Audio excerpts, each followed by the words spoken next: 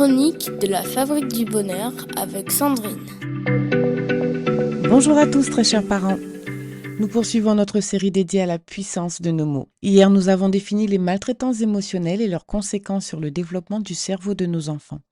Aujourd'hui, je vous invite à avoir une autre vision de notre enfant pour explorer une véritable révolution éducative. Commençons par comprendre ce qu'est réellement un tout petit à la lumière des recherches actuelles. Autrefois, les enfants étaient souvent étiquetés comme capricieux, méchants ou encore tyranniques. Mais nous savons maintenant que leur cerveau immature les rend incapables de contrôler leurs émotions, ce qui explique certaines de leurs réactions comme les pleurs, les crises de colère ou même les comportements agressifs. Ces nouvelles connaissances nous invitent à changer notre perception des enfants et à remplacer les punitions par de l'empathie et de la compassion, favorisant ainsi le développement de leur cerveau. En comprenant que nos enfants ne le font pas exprès et ne cherchent pas à nous embêter, mais qu'ils sont en détresse émotionnelle, nous pouvons mieux répondre à leurs besoins fondamentaux avec compréhension et attention. Quand ceux-ci ne sont pas satisfaits, ils se sentent en grande insécurité et leur cerveau archaïque s'active, ce qui peut les inciter à avoir des comportements qui nous dérangent. Ensuite, les chercheurs soulignent également l'importance d'un adulte pour aider les enfants à réguler leurs émotions, car ils ne sont pas capables de s'apaiser seuls. Élever un enfant avec bienveillance et empathie favorise ainsi le développement et la maturation de son cerveau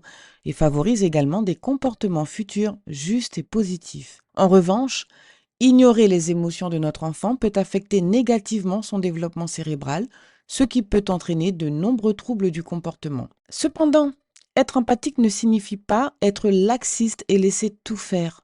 Nous devons établir des limites et un cadre avec empathie et bienveillance, sans juger ni critiquer notre enfant. Quand votre enfant a un comportement qui vous dérange, exprimez-lui fermement votre désaccord et accordez-lui votre confiance. Par exemple, « Cela ne me convient pas. Je ne suis pas d'accord quand je t'entends dire ou quand je te vois faire.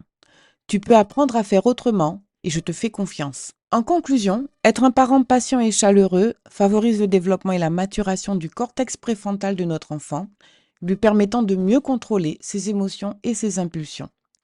Voilà, très chers parents, notre chronique touche à sa fin.